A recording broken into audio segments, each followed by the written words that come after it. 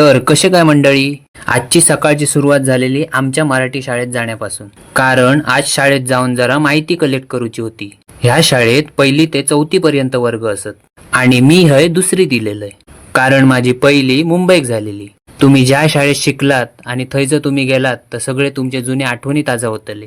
अभ्यास करूचो कंटाळो म्हणा, मित्रांबरोबर केलेली मस्ती म्हणा किंवा भांडण व कधी शिक्षकांनी दिलेले फटके आठवतात. तिथलं सगळं काम आटपून पुढच्या शाळेत जाण्यासाठी निघालय.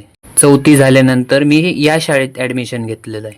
हय 4थी ते 10वी पर्यंतच वर्ग असत आणि तेव्हा आमका जे शिक्षक शिकव होते ते आज पण असत ह्या शाळेत. ह्या शाळेबद्दल एक वैशिष्ट्यपूर्ण गोष्ट सांगू गेली तर ह्या शाळेत 100 वर्षा पूर्ण झालेली आहेत. सगळी वेळेत शाळेतली कामं आटोपलंय आणि माऊली मंदिरकडे जाता त्या रस्त्याच्या तिट्यावरील आहे. कारण हय आंब्याच्या झाडाची कच्ची तोरा पाडून खाऊची होती. बऱ्यापैकी झाडाक कच्ची फळा लागलेली.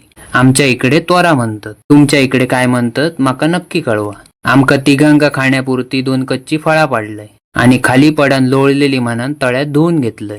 येताना सोबत कटर घेऊनच इल्लेलंय. पहिलो डिंकाचं देठ कापून घेतलंय. मस्तपैकी आंब्याचे बारीक बारीक भेशी कापून घेतलंय. सोबत जर थोडं मीठ मसालो असता तर आणखी मजा इल्ली असती. त्यानंतर माझं ज्येष्ठ फ्रेंड सर्कल असा त्यांका एक भेस शेअर केलंय आणि मी पण एक बाईट खाऊन बघितलंय. तर तुमका माझ्या चेहऱ्यावर बघून समजलाच असताला की किती आंबट असा तो. तर आजच्या दिवसाक एवढाच. भेटूया पुढच्या व्हिडिओत.